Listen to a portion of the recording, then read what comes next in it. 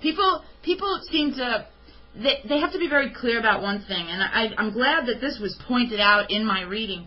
The link between conceiving ethnic genocide, which is a major, major crime, okay, and lying to one's boss about a coworker, there's a common link there, and the common link is a lack of conscience. Mm-hmm. So a lack of conscience can cause a person to do something that maybe a lot of people would think is a small, minor thing, but also can create this bigger, wider, darker evil. Yeah, and I think the American people, it's not that individually they have no conscience, it's that their conscience has been so twisted and distorted. Corrupted. By conversive thinking, by paramoralism. For example, I mean, people who beat the child to death because they believe it's demon-possessed, they are acting based on their conscience, but their conscience has been completely twisted and distorted. So, and most people, when they belong to any group, and even a larger group such as a society, they tend to look around. The Kitty Genovese case is a good example.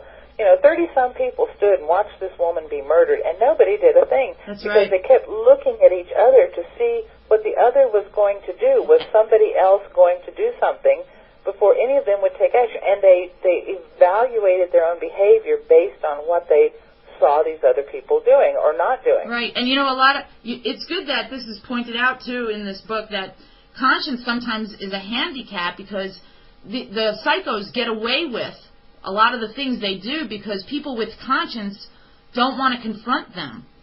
Yeah, because they're afraid they're going to hurt them or they're going to hurt their feelings, and this is based on the fact that we've all been programmed to believe that people only exhibit problem behavior when they're troubled, when they're anxious or they have some problem. We've been taught that people are only aggressive when they're attacked in some way. This is part of the psychopathic reality that has been imposed on us. Mm-hmm. So even when our instincts tell us that somebody is attacking us because they are evil for no good reason, we don't readily accept that notion. We start to wonder what's bothering them. What made them feel bad? Like they didn't mean it, right? Was their toast burned or something? And then people of conscience also turn that on themselves. What did I say? What did I do to hurt them? And we almost never think that they are being aggressive, they are being manipulative, whatever, simply because they want to get their way to gain control over us or in some way manipulate us. We are programmed to not think that. Well, of course, I was raised to think that all people are inherently good and that everybody has a conscience, but it turns out it's the exact opposite. These people are a different type of human being. They have no guilt. They feel no remorse, no sense of concern for others, no struggles with shame, no sense of responsibility, no empathy. And love, they're not able to love. Love comes bundled in conscience, right? For them, love is hunger for something.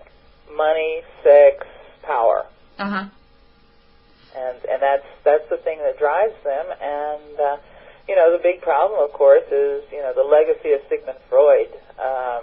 His theories and the theories of others who built on his work have influenced current-day psychology to the point that it's been, completely twisted and distorted. And the Freudian psychology underpins, it's the foundation of many of our other scientific disciplines as well as our social institutions and enterprises. It's all based on understanding, on imagining that everyone has a conscience, and if social responsibility just, completely lays down and tries to understand and cope with people who have problems, that, they will stop having problems. And if you think about it, this is the perfect cover for psychopaths.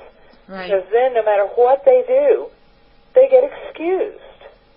Right. They're just neurotic. And if we embrace the evil, at what price do we embrace it? What does it do to us? Yeah. But I started thinking about, like, a lot of these people on TV who get arrested for, say, a mother killing all her children, and how they go back and forth and they're trying to find some kind of insanity defense. That she's sick. She's just a sick person.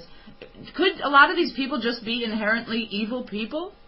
Well, once again, it's a little bit difficult to generalize because in some cases it's true, in some cases it isn't. In some cases, people have been driven crazy under stress by the psychopathic reality in which they live. And this tips them over the edge, and this is how psychology is. It's the abuse of psychology by the psychopathic regime. And in another case, for example, there was the movie Small Sacrifices about the woman who killed her children just to get a boyfriend, Mm-hmm. So, this woman is a psychopath. But on the other hand, a woman who suffers from postpartum depression and has a really horrible situation, there are cases. You have to examine each case individually because a woman can be driven over the edge, just as a person can be engulfed in a cult and think that beating their children to death to get rid of the demon is saving the child's soul. And they may have a conscience. And it may be being done, because of paramoralistic insinuation into their psychology. So, you can't make, in any case, a broad general rule. And that's another evidence, believe it or not, of psychopathy, the black and white view of the world. You make rules, and it's this way, it's black or white. The simplistic explanations for everything, without understanding the broad range of human psychology in individual cases. Context. Yeah, because this is something that has emerged from the Judeo-Christian ethic. Also, it's either black or it's white, and there's no individual understanding. But because of the fact that the human being, normal human beings, and here again, human beings who have the potential conscience as opposed to those who do not. Mm-hmm. I'm going to repeat what Ark said because I think it's really important that we repeat it. A lot of people, or there's some people in the 9/11 truth movement. Let's call it an effort. I hate that word, movement, because there's no movement. There are some people that are saying that if we just get rid of this one group of people who appear to be psychopaths, that we're going to solve the problems that are currently going on in Israel, Lebanon, and America, and throughout the world, and there we have it. That's the solution. But your husband, Ark, made a really good point, that if we just get rid of that group, the psychopaths will just reform and recreate into another group, because psychopaths gravitate toward one another, and they also do this in the 9/11 truth effort, too, don't they? Well, sure. And the 9/11 so-called truth effort movement, whatever it is a typical example of a venue in which psychopaths thrive. Because whenever there is a void of official explanation, of authority, whatever, when there are big questions to be asked and answered, and the official culture does not deal with this appropriately, there are self-made impresarios or experts or whatever that move into that void and become the experts. For example, some years back there was the whole UFO thing. Well, the official culture, just ridiculed it and said, no, there's no such thing, UFOs, aliens, blah, blah, blah. So this gave an opportunity for, hundreds, if not thousands of people, to move into position and to become so-called UFO experts and authorities in that field. The same exact situation, and that's a really good study in order to understand the 9/11 truth movement. If you really understand what happened to so-called, UFO investigation, you can see the exact same thing with 9/11. And also it's the same thing with the JFK assassination. Whenever there is an obvious lie being told by the official culture, the powers that be, or whatever, and they do not deal with the real pressing questions, they do not deal with the obvious discrepancies, and then they ridicule anybody who tries to do it, you have this huge gap where psychopaths can move in and become, the so-called experts, because the primary driving thing about a psychopath is gaining power over others, and all kinds of people who are born with the psychopathic genes, and do not think for a moment it's not genetic. It is a genetic condition. They see, here's an opportunity for me to climb up on top. I can become an expert in this. Psychology is also a field where psychopaths are attracted.